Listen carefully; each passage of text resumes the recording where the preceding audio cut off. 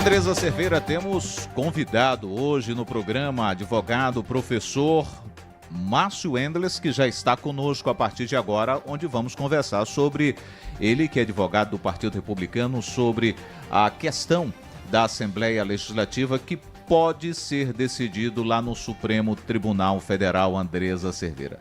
Doutor Márcio Endler, seja bem-vindo, é um prazer recebê-lo aqui em nosso programa. Inicialmente, queremos dizer que o senhor está aqui representando o Partido Republicano, mas outros partidos também já se habilitaram nessa ação lá no Supremo Tribunal Federal, como Amicus Curiae, para participar da discussão do debate jurídico dessa pretensão do Solidariedade de modificar o resultado da eleição da Assembleia Legislativa, da mesa diretora da Assembleia Legislativa. Bom dia. Bom dia, Oswaldo. Bom dia, Andresa. Bom dia, Neto. Bom dia aos ouvintes da Mais FM.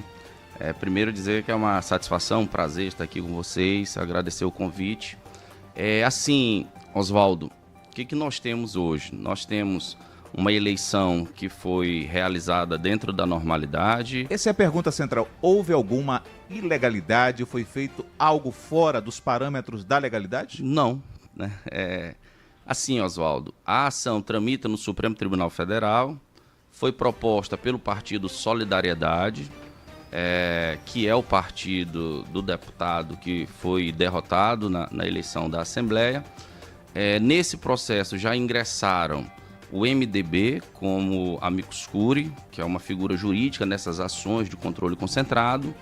Foi a gente, pelo Partido Republicanos, recebemos essa incumbência do presidente nacional, do Marcos Pereira, e também recentemente ingressou nesse processo o PCdoB. Na sexta-feira, né? Isso. Os partidos ingressam porque quando tem um tema, uma ação que tem uma certa relevância, eles ingressam para se manifestar, para prestar informações no processo. Mesmo se sabendo que esse processo, eu tenho dito, não tem essa... Assim, muitas pessoas têm dito assim, é uma coisa nova, é uma coisa que vai ser definida, né? É uma coisa que vai ser resolvida para o Brasil todo. Mas assim, isso já é resolvido, né? Se a gente for analisar, Oswaldo, os precedentes do Supremo, e aí para os seus ouvintes, no Poder Judiciário, quando uma matéria é muito decidida, é muito debatida, Oswaldo, aquela coisa já está chata. A gente tem que firmar aqui um posicionamento para balizar e não acontecer mais tanto problema de interpretação, tanto problema... Imagina, Andresa, nós temos mais de 5 mil municípios no Brasil. Então, nós temos, Oswaldo, mais de 5 mil câmaras municipais. Se todos judicializarem nós temos todas as assembleias dos estados, a Assembleia do Distrito Federal. Então, problemas como este, de contagem de votos, de resolver problema de eleição de mesa, são comuns, não são coisas extraordinárias. Qual é o status desse caso especificamente daqui do Maranhão, doutor? A eleição, hoje a presidente Iracema está reeleita, né? Eles estão contestando a legalidade do critério utilizado, que é o critério da idade. Mas assim, vocês sabiam que esse critério da idade é da Constituição? Ou seja, o artigo 77, quando trata do desempate em casos de eleições presidenciais, ele diz que o critério que vai ser utilizado é o do mais idoso. Então, assim, é uma ação que questiona um critério de idade utilizado pela própria Constituição. E usado pela maioria das assembleias no Brasil, né? Usado pela maioria das assembleias do Brasil, usado pelo Código Eleitoral para todas as eleições do Brasil, está previsto no artigo 110, utilizado pelo... Você sabia que qualquer concurso público, o critério de desempate é uma determinação do Estatuto do Idoso, né? Então, assim, nós temos este critério, não pode ser ilegal com tanta utilização no Brasil. Previsão constitucional, previsão do Código Eleitoral, previsão do Estatuto do Idoso e previsto em todos os regimentos que tratam desta matéria de desempate por idade. O candidato adversário, doutor, chegou a apresentar aí como justificativas aí para que essa eleição fosse questionada o fato de que ele, em comparação com a presidente atual, teria mais experiências em mandatos na casa, né? E qual é a sua opinião acerca desse assunto, observando o que está na lei? Assim, Andresa, esse critério de desempate que se tenta utilizar é o da Câmara Federal. Ele pede assimetria, né? Mas assim, é uma autonomia de cada casa ter o seu critério. Por exemplo, existem assembleias que o critério de desempate, além de ser da idade, é o do candidato que teve mais voto popular. E aí ela ganha de lavada. Se é para a gente tratar de um critério de desempate que tenha mais força constitucional, nada melhor do que o voto do povo. Então, se é para a gente ter um critério diferente, vamos utilizar a votação popular, independente de quem sejam os candidatos. Eu acho que quem o povo votou mais teria mais legitimidade. Mas, assim, é um critério que não acolhe a tese deles. Não é o meu critério. Eu acho que o grande problema desta ação, Oswaldo, é este. Qual? Eu não quero discutir matéria constitucional. Eu quero discutir um critério que, para mim, seja melhor do meu ponto de vista constitucional. E isso é um problema. Em controle concentrado, no Supremo Tribunal Federal, você entra com essa ação para dizer se uma lei é ou não inconstitucional. Não é para atender a pessoa individual deste ou daquela pessoa. Isso realmente é um problema que vai ser discutido nesse processo. Aí já imaginou também, por exemplo, se há uma eleição desse tipo lá no Senado e há um empate e não conseguem se chegar a um denominador comum? Não, então vamos buscar o exemplo lá da Câmara. Ou seja, não da legislação do regimento do Senado. Mas aí seria muito difícil, você sabe por quê? Porque o Senado Federal, no regimento, já tem esse critério de desempate para as presidências das comissões. Ou seja, não era preciso você sair do regimento do Senado para ir procurar uma solução fora, porque o regimento do Senado estabelece o critério de idade para os casos de empate nas comissões para presidente. Agora, para presidente das comissões. Doutor Márcio, tem algo que também nos chama a atenção, que o Solidariedade ele pede a nulidade da proclamação do resultado, ou seja, ele não aceita o resultado, mas aceita o processo, onde o processo já está definido desde 1995 dentro do regimento interno. Na verdade, é desde 1991. Essa ação, Oswaldo, tem dois problemas gravíssimos que serão analisados. Eu sempre tenho dito uma coisa, Andresa. Tribunal é para ser respeitado, né? Tribunal é uma coisa muito séria. E assim, o que diz essa ação textualmente, Oswaldo, que houve uma alteração no regimento da Assembleia para favorecer a deputada Iracema, né? Ou seja, que houve uma inovação. Meu Deus, isso existe no regimento da Assembleia desde 1991. Então, o que? Nós estamos diante de uma afirmação absolutamente falsa. E muito antes até da própria deputada chegar à casa. Isso é muito grave. Você apresentar uma ação com uma informação falsa. O segundo diz o seguinte: não, se alterou o critério para favorecê-la. Aí eu disse, a nossa realidade científica ainda não permite a gente voltar no tempo ou avançar no tempo. Como é que eu vou estabelecer uma norma, uma previsão de desempate por idade? Vai ter uma eleição que eu não sei quando vai acontecer, eu não sei quem vão ser os candidatos, né? E se estabelece uma norma já prevendo que iria... E como é que se sabia que iria ter esse empate de 21 a 21? Então, é outra informação... data máxima venha absurda. E o outro problema é justamente esse.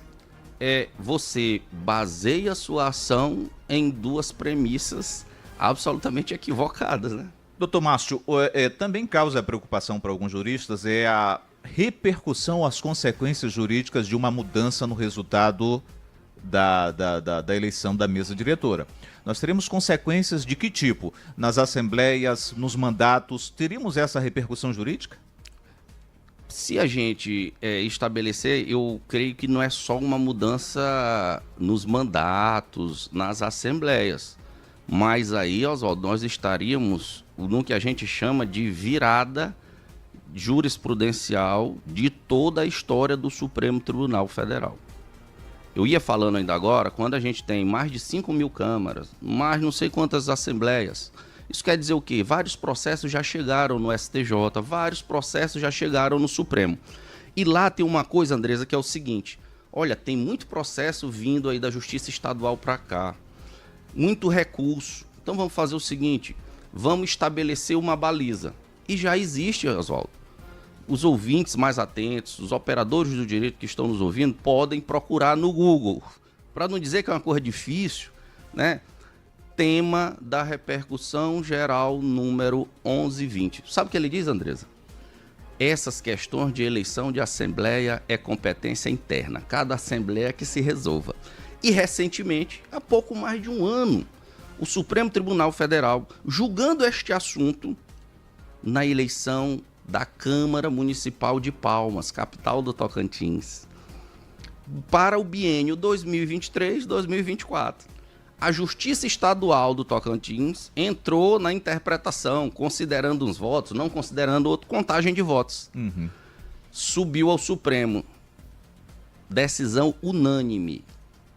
Com parecer do Procurador-Geral da República, da lavra do ministro Gilmar Mendes, dizendo que não, isso aqui a gente não discute. É tema da repercussão geral 1120, matéria de decisão da mesa diretora das casas e autonomia do parlamento. Então, já é uma matéria tranquila, resolvida. Se for mudar para se conceber essa possibilidade a possibilidade desta ação ser analisada, já vai ter que ultrapassar anos de jurisprudência do Supremo Tribunal Federal. Doutor Márcio, existe um prazo ou prazos para que o mérito dessa questão seja decidida no Supremo? Sim. Assim, o que a ministra Carmen Lúcia, que é quem vai decidir esta ação, né, como relatora, né, o que ela fez? Ela aplicou uma previsão da lei de controle concentrado, que é o artigo 10. O que diz o artigo 10, Oswaldo? Diz o seguinte, olha, eu não vou analisar esse pedido de cautelar, esse pedido de liminar, sem ouvir logo alguns interessados. Então, o que eu faço? Eu estabeleço que eu vou ouvir os interessados num prazo menor, mas conceder essa possibilidade. Foi concedido o prazo de 5 dias para a Assembleia Legislativa. Pelo que tem de informação no processo, a Assembleia ainda vai ser notificada. Então essa notificação não aconteceu, essa apresentação de como foi o processo eleitoral também ainda não. Porque é o seguinte, o Supremo Tribunal envia... O Supremo Tribunal é uma coisa muito séria, né? Ele envia uma comunicação, uma solicitação de informações, a Assembleia vai receber, a partir desse dia a Assembleia terá 5 dias para prestar suas informações. Depois que as informações da Assembleia forem prestadas, o Procurador-Geral da República e o Advogado-Geral da União terão 3 dias para se manifestar no processo. Aí sim, o processo vai à relatora, a ministra Carmen Lúcia, que vai analisar um pedido de cautelar, de liminar que foi feito nesse processo. Estamos no dia 9 de dezembro, doutor, nos aproximando aí de recesso. Sim. O que o senhor acredita pela sua experiência do que vai acontecer nesse caso? Eu acho que seguindo o rito normal, é possível que até antevéspera do recesso aí, nós temos esse processo concluso para a ministra despachar. O senhor acredita que esse processo ele possa dar, de certa forma, uma nova dinâmica nos julgamentos com relação a esse tipo de pedido no Supremo, doutor? Acho muito difícil, Oswaldo, acho muito difícil, porque em se tratando de mudança de entendimento, nós teríamos uma reviravolta aí de muitos anos de jurisprudência, sabe, Oswaldo? Mas assim, essa simetria alegada na ação não existe. Não existe. O que diz o artigo 27, Oswaldo, é o seguinte: as assembleias deverão seguir o sistema eleitoral. Isso quer dizer o quê? Que deputado estadual não pode o Estado querer botar na Constituição do Estado que ele vai ser eleito no sistema majoritário. Ele tem que ser eleito no mesmo sistema proporcional. O artigo 27 fala de garantia individual do deputado para poder fazer o seu mandato. Qual a garantia? Da inviolabilidade, ou seja, dele ter aquela conhecida popularmente como imunidade por voz, por voto, né? O artigo 27 em nenhum momento trata de eleição, de interpretação de regimento. Mas vamos lá. Vamos seguir essa elucubração dessa ação. Se é para ter simetria, Oswaldo, eu vou fazer uma pergunta bem simples para o teu ouvinte entender. A maioria das câmaras municipais no Brasil tem 9 vereadores. Se todo mundo for obrigado a repetir tudo que tem na Câmara Federal, você já imaginou como é que uma Câmara vai se virar tendo que repetir todas as comissões temáticas da Câmara Federal? Né? Então, assim, cada realidade, cada município, cada estado tem a sua autonomia, seu parlamento tem a sua autonomia. Não é revelando a minha idade, viu, Andresa? Que eu tenho um rosto aí de uns 18 anos, mas eu não sei se o Oswaldo aqui que pode lembrar, que trabalha muito tempo na política. Você lembra, Oswaldo, um debate que teve no Maranhão, quando o ex-deputado Vila Nova usava ou não usava o chapéu em plenário? Sim, sim, sim. Meu Deus, isso vai acontecer em outros lugares, não é a peculiaridade do Maranhão, aconteceu aqui no estado, e cada parlamento trata da sua forma. E aí, Andresa, completando a tua pergunta ainda agora, doutor, e qual o critério? O critério que o parlamento adotar. Se ele tiver uma razoabilidade e um padrão constitucional, não tem nenhum problema. Por exemplo, o critério só por idade, tem um padrão constitucional? Tem, Total. artigo 77. O da Câmara Federal, tem um padrão? Tem. Não tem nenhum problema.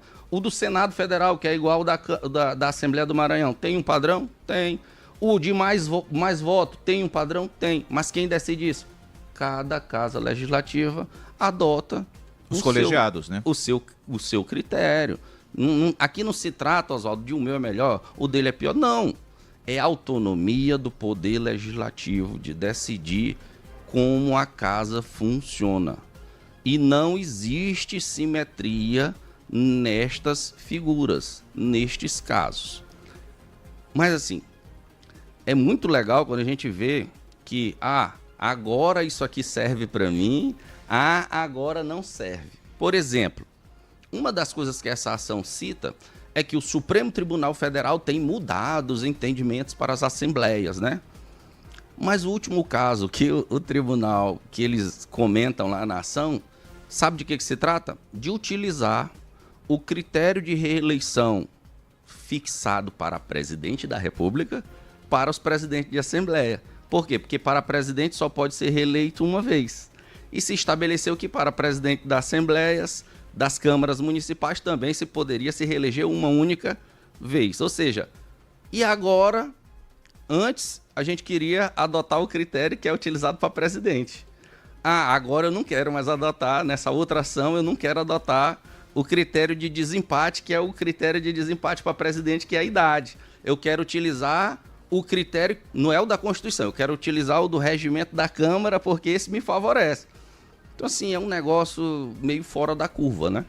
Perfeito. Conversamos com o advogado, professor Márcio Endler, do Republicanos, que vem aqui conversar com os nossos ouvintes a respeito dessa participação como amicus curiae do Republicanos nessa ação que o Solidariedade contesta o resultado da eleição da mesa diretora da Assembleia Legislativa. Doutor Márcio, muito obrigado. Vamos aguardar. Aliás, o Maranhão e o Brasil estão aguardando ansiosamente, né, o resultado, porque eu creio que pode dar uma repercussão muito grande. Eu penso o seguinte, nós tivemos uma eleição recentemente onde vereadores foram escolhidos, né? Houve em diversas cidades do Brasil, naturalmente, empate onde pessoas tiveram a mesma votação. E o critério vai ser a idade ou vai ser a votação? Ou seja, coisas desse tipo que podem mexer com a política, com o dia a dia do brasileiro. Você levantou um dos maiores problemas desta ação. Porque no momento que ela declarar inconstitucional, vamos dizer que numa hipótese que eu considero assim, absolutamente fora de órbita, teria que se declarar inconstitucional não só o regimento interno da Assembleia, teria que declarar inconstitucional o artigo 77 da própria Constituição Federal, teria que declarar inconstitucional o Estatuto do Idoso, teria que declarar inconstitucional o artigo 110 do Código Eleitoral e teria que declarar inconstitucional quase que mais da metade das câmaras municipais das capitais, mais da metade das assembleias de todos os estados. Veja a envergadura de uma decisão quando você vai contra tudo que você tem de jurisprudência. Perfeito. Doutor Márcio, muito obrigado por estar conosco, conversar com os nossos ouvintes. Eu que agradeço, um grande abraço, Neto, Oswaldo e Andresa. Nos atualize aí sobre o resultado desse... Tudo que acontecer, você manda pra gente. Desse processo, da análise desse processo, que a gente quer contar aqui em primeira mão o resultado, né? Muita gente quer saber, afinal de contas, foi uma eleição, Oswaldo, que ninguém imaginava, né? Que aconteceria dessa maneira, né? Com esse resultado, surpreendeu. Eu lembro de quando a cobertura estava sendo feita, já imaginava-se de uma maneira, depois veio de outra, mas o resultado está aí.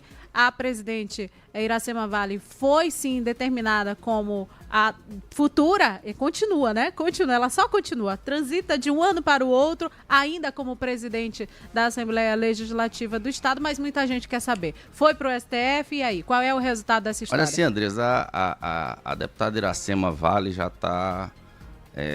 acostumada, né? Nos anos 2000, ela era vereadora municipal, a única vereadora de oposição numa Câmara, né? Os poderosos deram um jeito, né, de trocar o partido lá para poder acusá-la de infidelidade. E ela foi cassada numa decisão de primeiro grau e nós conseguimos reverter na Justiça Eleitoral e ela voltou ao mandato de vereadora. Teve mais um mandato de vereadora. Quando era prefeita era da mesma forma, todo dia era um ofício, né? Era uma representação. E assim, acho que ela já está bem forjada. Calejada, né? Já. E já é a terceira eleição dela. Ela ganhou a primeira eleição para a Assembleia, depois ela foi antecipada a eleição, ela ganhou de novo. Aí essa, em face de uma ação no Supremo, foi anulada e ela ganhou essa terceira eleição. Então, e ela sempre é muito forte nesse sentido de respeitar as instâncias judiciais, procurar se defender na justiça e sempre quando mostra a verdade tem saído vitoriosa. Então acho que é tranquilo. E um detalhe, doutor, é que pro senso comum, para as pessoas comuns que não conhecem do meio jurídico, ou seja, não houve nenhuma ilegalidade na escolha no processo de eleição da... Nenhum problema nesse tipo. Nem eles têm essa capacidade de alegar isso, né? Eles só dizem que, não gostei desse critério, eu quero outro. Não gostar é diferente de ser um preceito de legalidade, né? Exato.